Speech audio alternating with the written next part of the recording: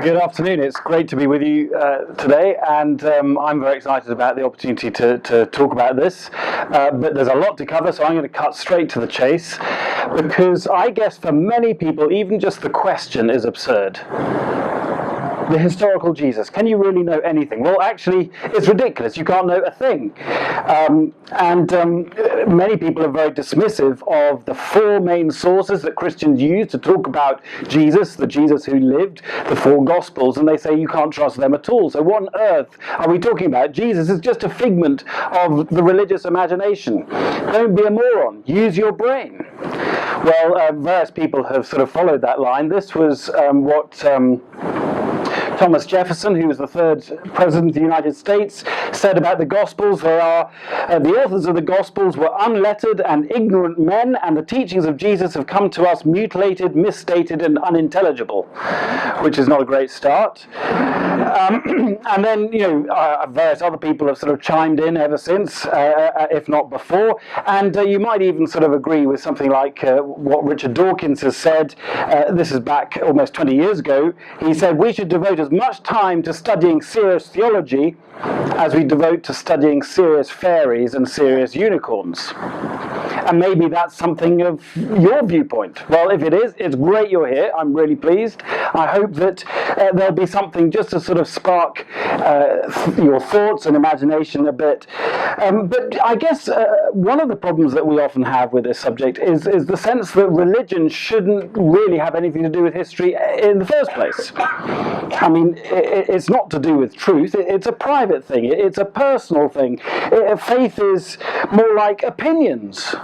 Well, I respect your faith, but I have a different faith. I don't share your opinion, your view of the world. It's got nothing to do with facts. And that is why people sometimes distinguish, you may have heard this phrase, distinguishing between the Jesus of history and the Christ of faith, as if they're completely separate. So in other words, the man who existed 2,000 odd years ago is completely different to the Christ, the figure that people believe and make claims for. Now, this is a huge issue. I've only got 30 minutes. I can feel the tensions mounting. I can feel my speed picking up as I'm thinking, I've got all this to get through. If I'm going too fast, just press the brakes, put your hand up and say, slow down, and I'll do my level best. But I think what I've tried to do is to unpack some of these huge issues, issues that people spend a lifetime considering. I've reduced them, I think, to 6 key areas. 6 key areas that I'm just going to touch on, and yet which I think, obviously, there's so much more to be said about them. As we go through each, you'll just sort of have flags waved just to say, right, there's an issue here, or there's something to pursue here. But each of them could be taken so much further than I've got time for today. And that's one of the reasons I've given you the little booklet that's for you to take away, read, use some of the resources, websites, books, and ideas for you to just ponder on and think about.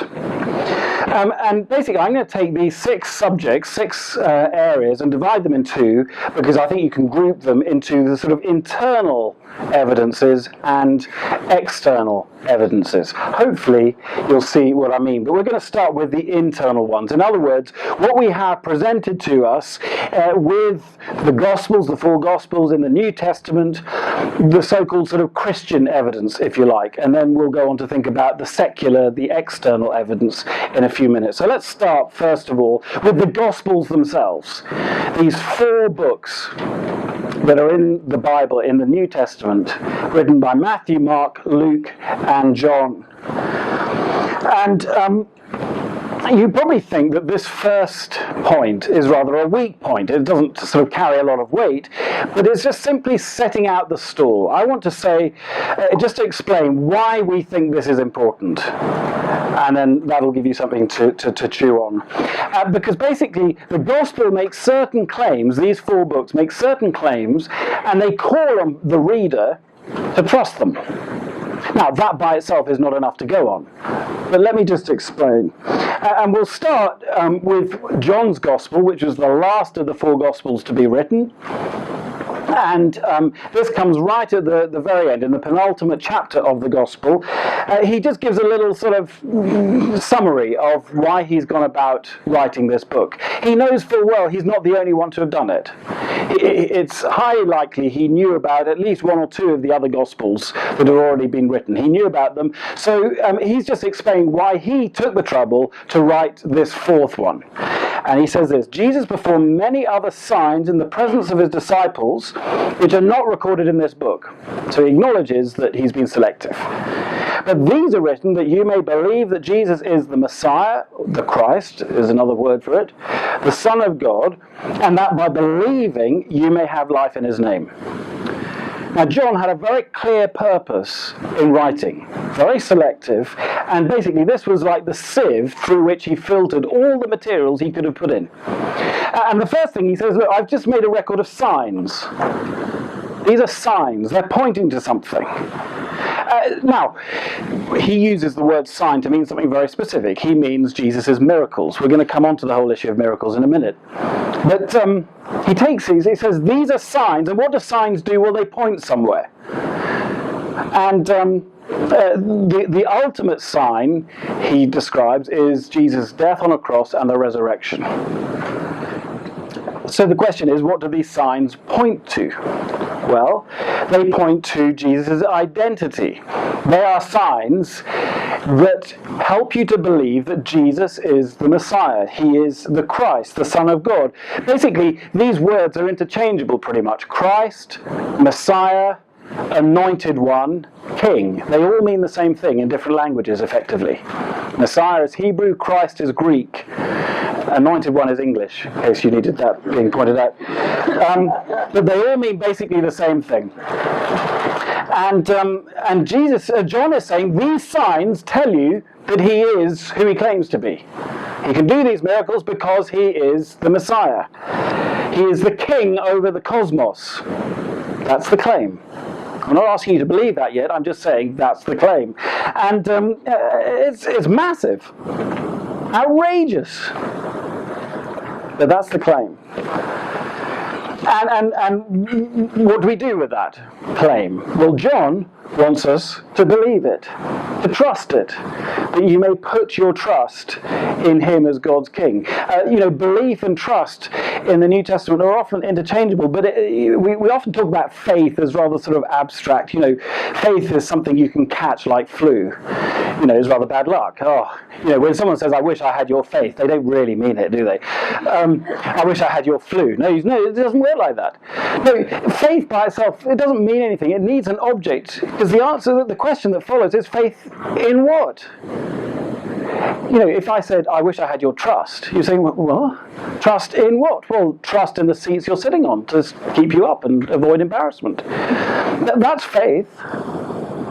And basically John is saying he writes so that people see the signs, go where they point, that Jesus is the Messiah, and trust him. And the result of that, fourthly, is that there will be life in his name, that you may have life. And basically these four things form the sort of cycle all the way through John's Gospel. If you sat down and read through John's Gospel, you'd see these four things come up almost on every page.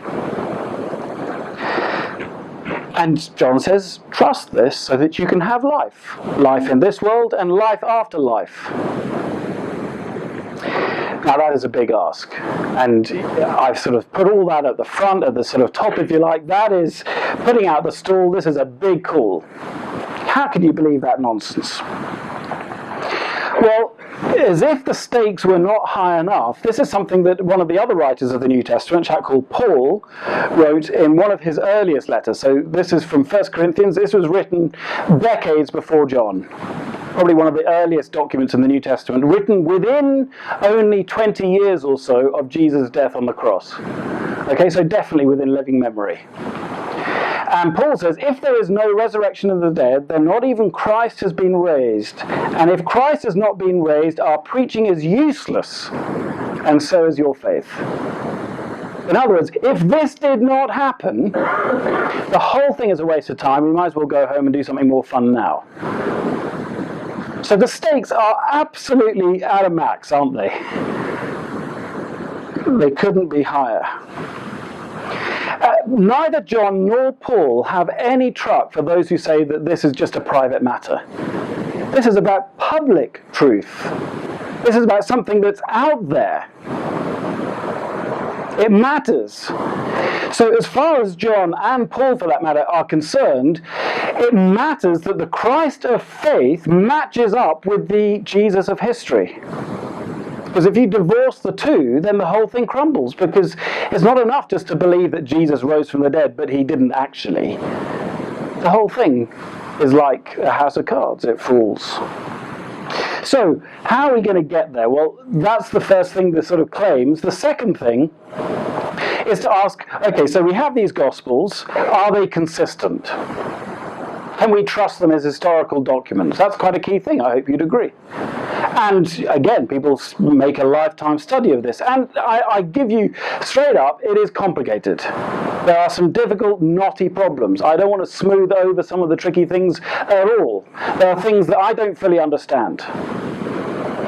But let me just make a few points. There are different angles that I could take. The first one is really obvious. Why do we have 4 Gospels, not 1? And what happens when they appear to be saying slightly different things?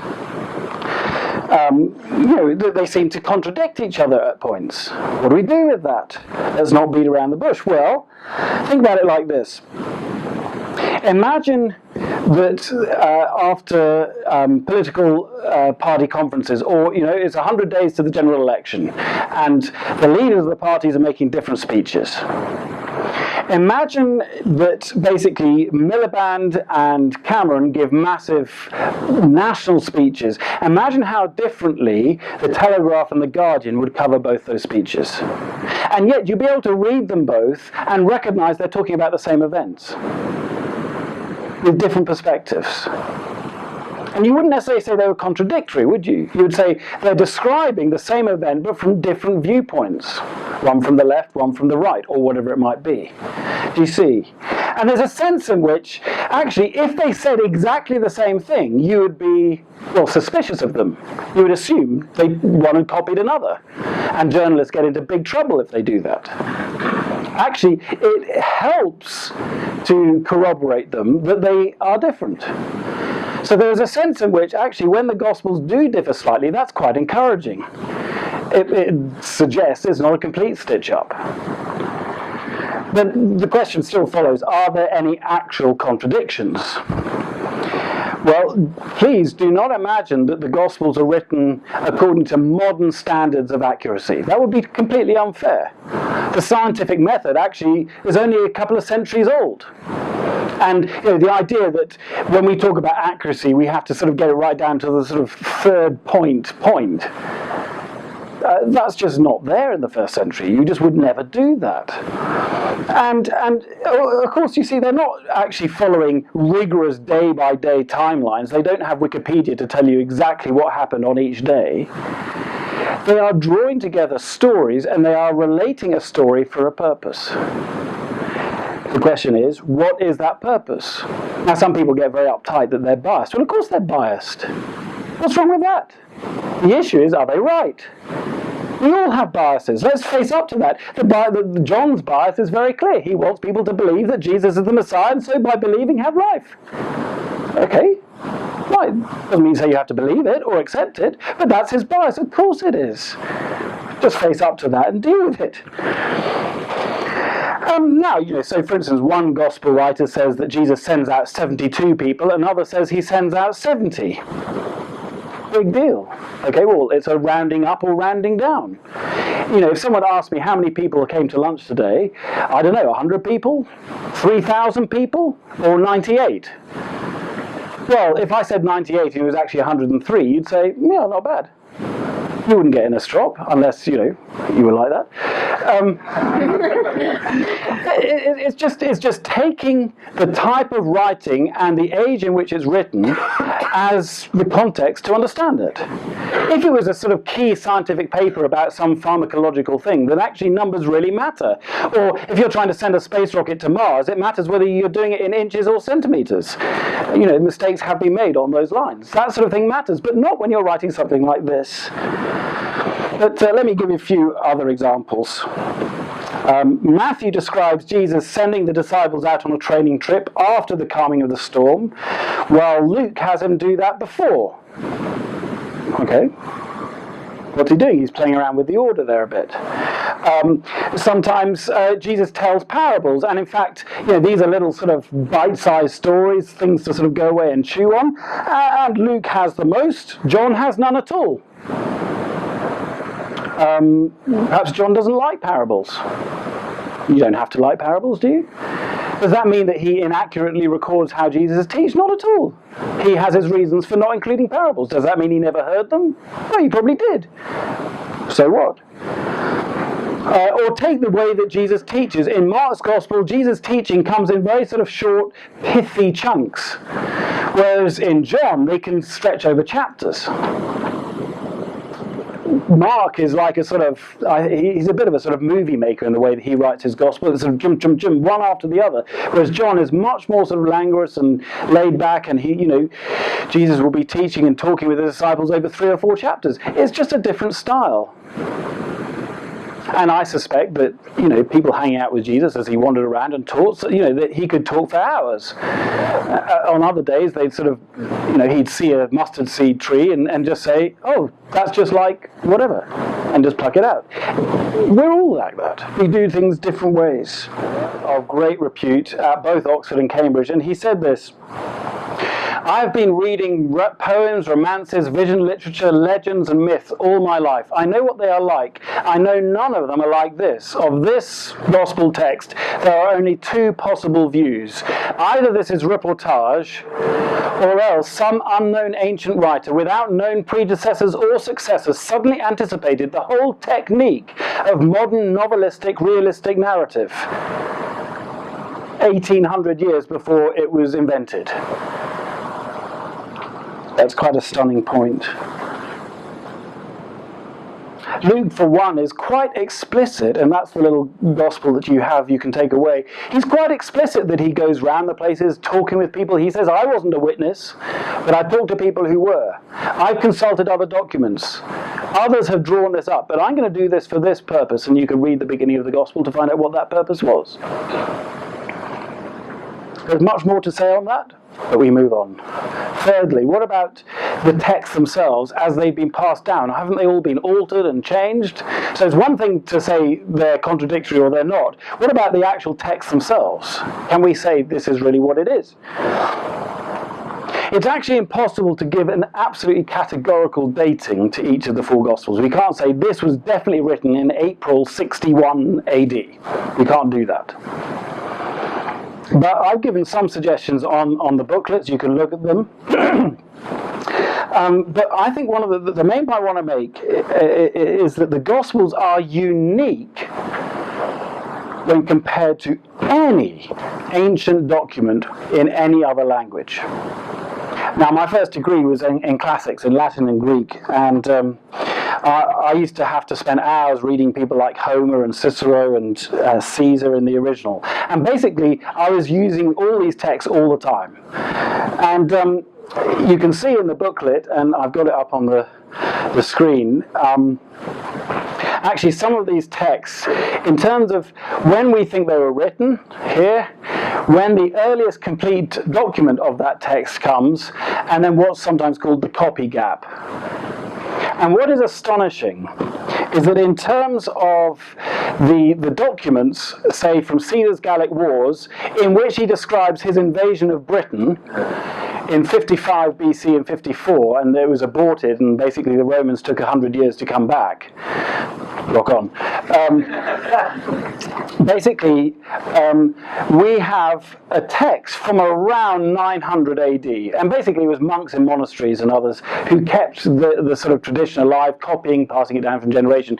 And basically, there is 1,000 years, a millennium, between the writing of that book and the earliest full text. That is a staggering length of time, and yet very few historians doubt the historicity of what Caesar is describing.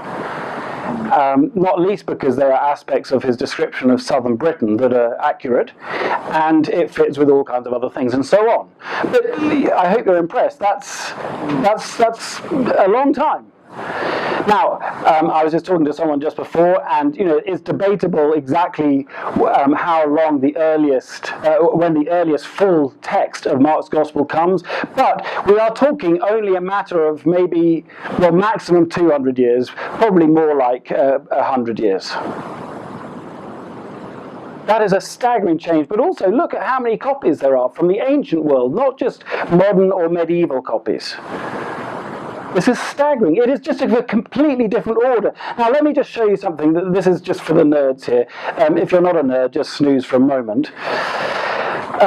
Basically, let me show you a text of Euripides' Bacchae, which is one of my favourite plays. I had to study this for my degree, and is marvellous because basically it's about a queen who is part of a sort of intoxicated group of women in the city of Thebes. They go on a rampage and they frenziedly kill her son because they think he's a deer. It's marvellous.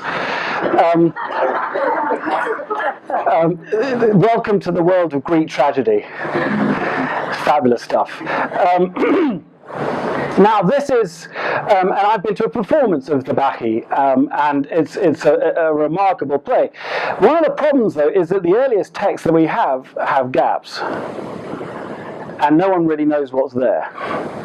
People make educated guesses, of course, but here's a page, and where there are gaps, modern texts just usually have a few dots. And then at the bottom, you'll have all kinds of apparatus telling you what the problems with the various manuscripts are.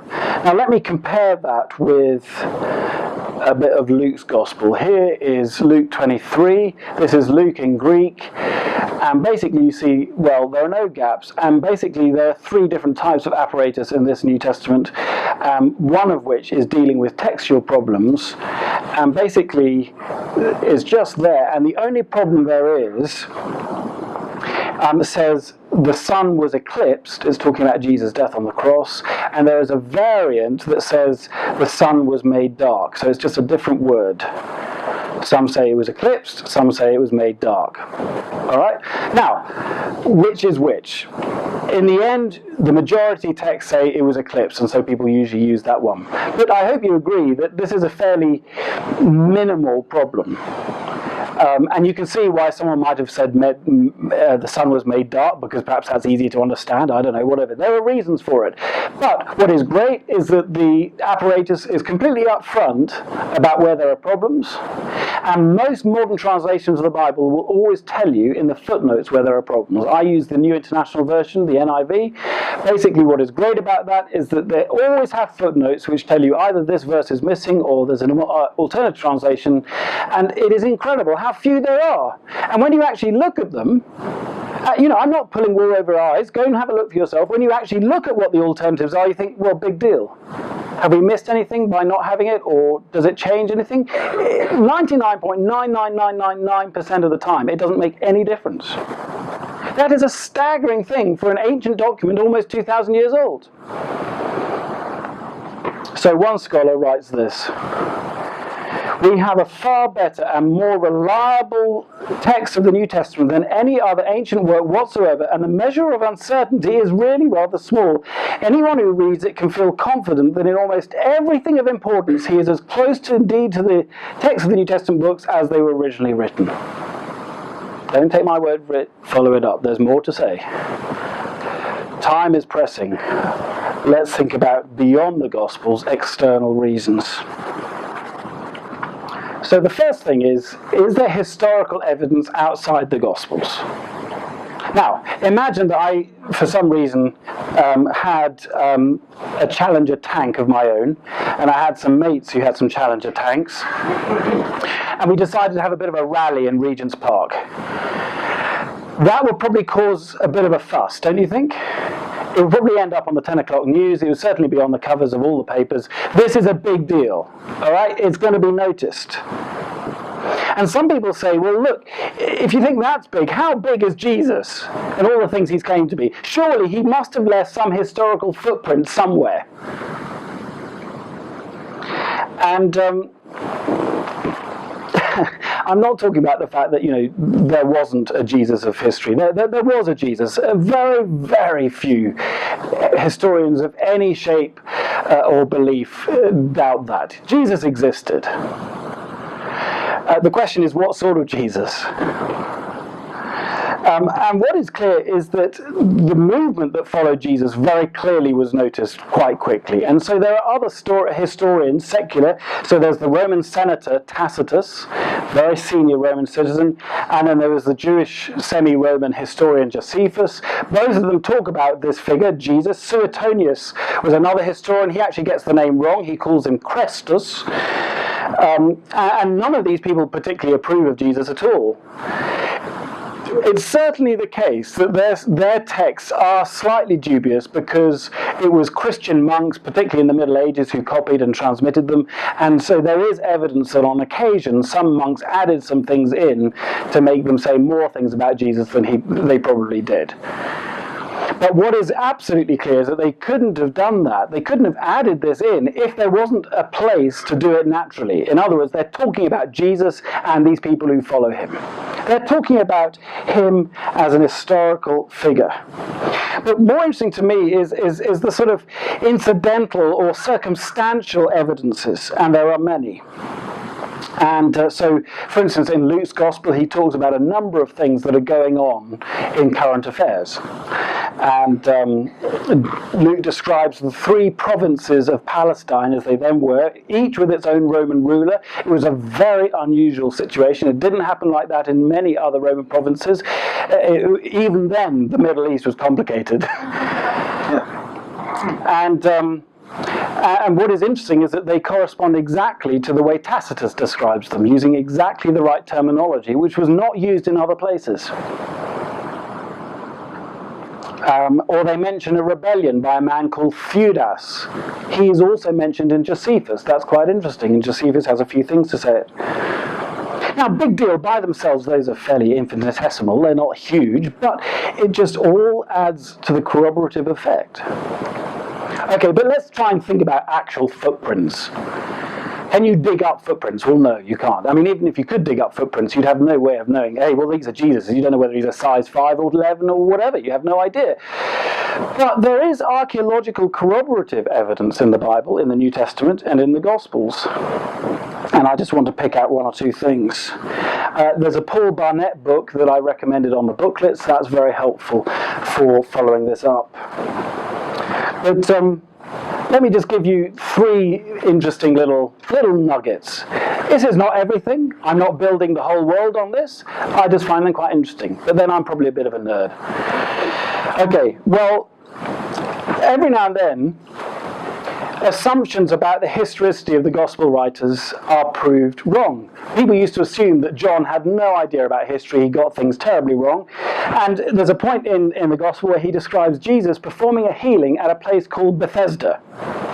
And he describes it in John as with 5 porticos, which is a bit odd, because no such place existed. Nowhere. Until suddenly they started doing some digging around the Antonine Wall, and basically here they find the Pool of Bethesda. Oops, there it is, it's there. And basically it's 5 porticos, so you've got the 4... Oh, it's all gone completely mad now.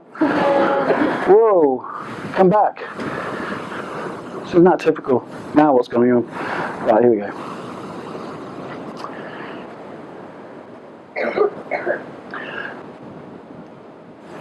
You have the 4 sides and then the portico in the middle, hence 5.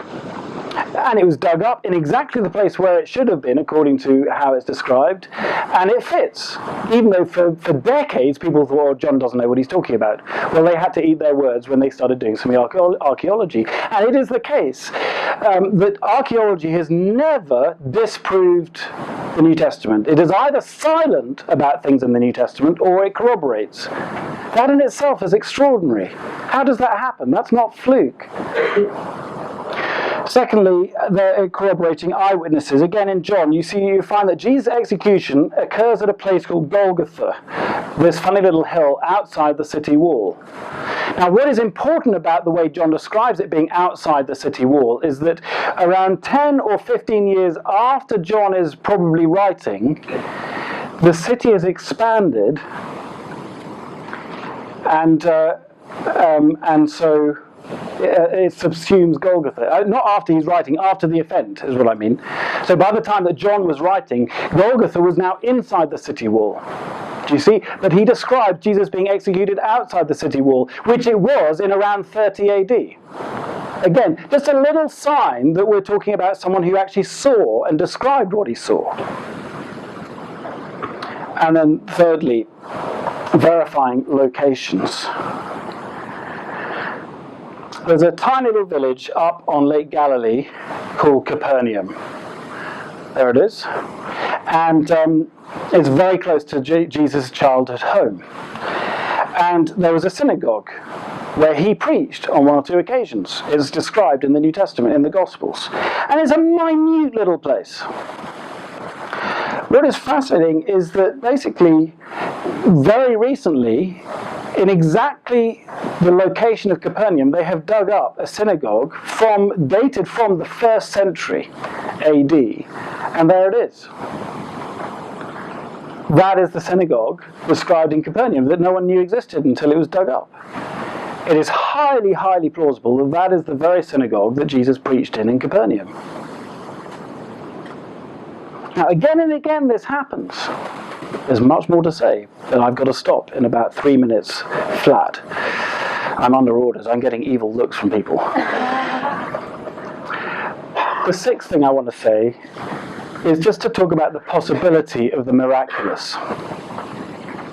Because you see, this in the end, for many people, is the biggest sticking point to the historical possibilities of the New Testament and of the Gospels in particular.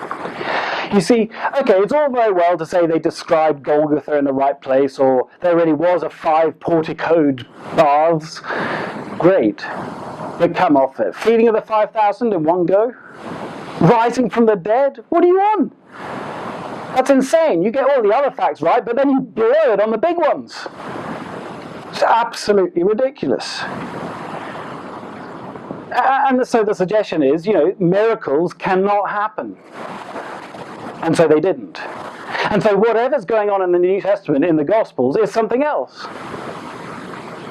It's fakery. Or Paul Daniels, the magician, just says, I could do any of that. Well, I haven't seen him pull it off. But you'll find in some sort of commentators of a certain generation that rejected the supernatural altogether, they would say, well, take the feeding of the 5,000. Actually, what happened? Let me let you in on this little secret. Actually, what happened was, there was this little kid, and he brought some fish and bread, and he started sharing it around. And basically, 5,000 people were utterly humiliated by the fact that this boy was sharing his food. They all said, oh, well, if he's doing it, we better do it. And so suddenly, 5,000 people shared their lunch. That was the feeding. That was the miracle of the feeding of the 5,000. That is in a commentary. I've read that. Because, of course, miracles don't happen. But, you see, the real sticking point, ultimately, is the resurrection. That Jesus died. And the way he died corroborates with lots of testimony of crucifixion in the ancient world. It really does fit. The way it's described with what we know happened. Crucifixion was a regular form of execution. The sticking point is the resurrection, and the reality is something happened.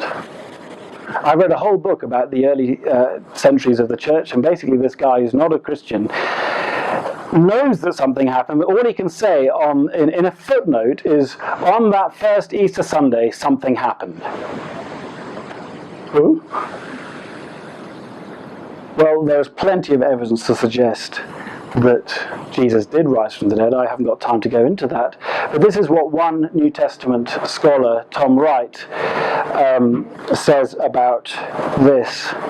The early Christians did not invent the empty tomb and the meetings or sightings of the risen Jesus. Nobody was expecting this kind of thing. No kind of conversion experience would have invented it, no matter how guilty or how forgiven they felt, no matter how many hours they pored over the scriptures. To suggest otherwise is to stop doing history and to enter into a fantasy world of our own. They were not expecting this, but something revolutionized their lives. Well, let me finish. Much more needs to be said. I'm not going to go into it all. But basically, the ultimate thing is when you put all these pieces together to your own satisfaction, I'm not wanting to pull wool over anyone's eyes, in the end, we go back to where we started. John writes that you may follow the signs to believe that Jesus is the Messiah and therefore trust him to have life. But I want to close with the quote from a comedian, Lee Mack. He was on Desert Island Discs 18 months or so ago. And you know how on Desert Island Discs they're given us Shakespeare and the Bible, and this is what he said: yeah, I'd quite like to get the Bible because I'd read the Bible. I think it's quite odd that people like myself in their 40s are quite happy to dismiss the Bible and have never read it. I always think if an alien came down and you were the only person they met and they asked, what's life about? And you said, well, there's a book here that purports to tell you everything. Some people believe it to be true, some people don't believe it to be true. Wow, what's it like? And you said, oh, I don't know, I never read it. It would be a very odd thing to do, wouldn't it? So at the very least, we should read it. Well, there you say, I can't say fairer than that. Thank you very much for listening. Hi, thank you for the talk. Closer. Thank you for the talk. Because I came because the title is "Who was the historical Jesus?" Right? So, what you covered the Gospels, but you didn't cover Jesus's speech himself. Like, what if Jesus? Because the main thing for me is, did Jesus claim divinity? So does he speak? Well, he doesn't speak Greek. He speaks Aramaic. Right. And who are his followers? The early followers of Jesus, who are sort of Jewish Christians, right? What do they believe? Because those would be the closest believers of Jesus. Do they believe in his divinity? Yep. Thank you very much. Very fair question. Let me just say a couple of things very quickly, and we can chat afterwards if you want to follow it up, but time is pressing. The first thing is, there is no point, it is true, there is no point where Jesus stands up and says, hey guys, I'm God. However, there are many occasions where he does everything he can to make that claim clear without using those words. And in fact, the reason you can tell that is because on a number of occasions he was profoundly offensive, to the point that he would say things, and some of his most bitter foes, the Pharisees, there's a point in John chapter 10, for instance, where they take up stones to stone him for committing blasphemy. Because Jesus says things like, before Abraham was born, I am. And he's talking about, obviously, the father of Israel, the father of the one who would be called Israel. And so, you know, sort of absolutely pivotal figure. And Jesus is saying, before him, I am. And he's deliberately playing around with the grammar there. It's very clearly in the present tense. And you think, hang on, that doesn't make any sense logically. But it makes profound theological sense, because the name of God in the Old Testament was at a time regarded as so holy you couldn't say it, but basically it was Yahweh or Jehovah, it's the same word. And basically Jehovah, Yahweh, means I am who I am, I will be who I will be. I was who I was. And basically, 7 or 8 points in John's Gospel, you have Jesus saying, I am, in a very sort of angular, non-grammatical way, but it's making a theological point. And it's most clear in John 10, where he says, before Abraham, I am. I am. And so they start to stone him. But the second point is, did his followers believe this? Again, in John's Gospel, at the end, you have Thomas, who, doubting Thomas, he was the one who'd say, unless I put my hands in his sides and see the wounds, I won't believe. And you have that climactic moment where the risen Jesus appears to him, and he gets on his knees and says, my Lord and my God. Now, if Jesus was not who Thomas claimed him to be, Jesus would say, get off your feet, that is absolute blasphemy, you can't say that. But he doesn't, he accepts it. Now you think, okay, fair enough, but what about the others? Well, one of the most key thinkers in the early church was Paul. And in the earliest documents of the New Testament, so the letters of, say, Galatians and 1 or 2 Corinthians, you find very clear statements of Jesus' divinity. Very, very clear. And I think there is no question in my mind that the 4 writers of the Gospel, all 4 of them, are expecting people to believe that. There is no question. I mean, I could give you chapter and verse if you wanted. And I think what you find Jesus doing is something very subtle. He is wanting to build a sort of a cumulative picture. So it's not sort of a blanket statement that just will push people away. He draws them in and he builds an accumulative picture so that when people first meet him, they think he's just a guy, but a compelling, magnetic figure. And the more they get to know him, they sort of say things. Who is this that can calm storms? Who is this that can cure leprosy? Who is this? And then it just ratchets up and up and up. So that Paul can say in Philippians, Jesus, being in very nature God, did not consider equality with God something to be exploited, but made himself nothing, becoming a human being. I could go on. I can feel myself beginning to preach. I've got to stop. But do come back to me afterwards. It's a big question. Have we got time for more? It's just one. Oh, I'm sorry. Yep, we'll have just one more question quickly. I'll read one from the text, if you could be as quick as you can. But if the Bible is God-inspired, surely there can't be any inaccuracies. Also, if the evidence is so clear, then Christianity is a science and not a faith, right? Very quick. Yes and no. Oh, no, sorry, that's unfair. The fascinating thing about the Bible, in contrast to many other holy books from other religions, is that it does not deny or minimize its humanity, if you can put it like that. You can tell the characters of the different writers. You know how you read different authors and you get a sense of their personality? You really get that with Luke and John, or with Isaiah and Ezekiel. So human personality and the nature of eyewitness and engagement in real life comes through on every page of the Bible. So it doesn't get flattened. And that's one of the things that makes it interesting, but also compelling. What was the other bit? Christianity is science, not a faith. Is Christianity a science, not a faith? Well, that's an interesting contrast. I'm not sure that's a fair sort of contrast, because basically, if you think about it, what we are saying, faith is not about believing impossible things that aren't true. Faith is saying, is there enough evidence to put my trust in this thing? It is reasoned. Yes, you need to take a step. If I say, let me give you a lift in my car, and you don't know me from Adam, and you've never seen me before, and you just see me drive on the wrong side of the road, you might be foolish to put your faith in me by getting into the passenger seat. But if you see me drive very, very well, because I am a good driver, then actually you'd be wise to put your faith in me, and you would have to take a step. You'd have to get in the car. It's no good to say, I really trust his driving, and then just keep walking. You've actually got to get into the car. Well, Christianity is exactly the same on a bigger scale. Is there evidence to say this is worth trusting in? Can Jesus deal with and can Jesus back up all that he claims to be? I would say yes. Therefore, I put my trust in him. It's a step, but it's not blind. It's reasoned. And there are a lot of elements of science that are like that too.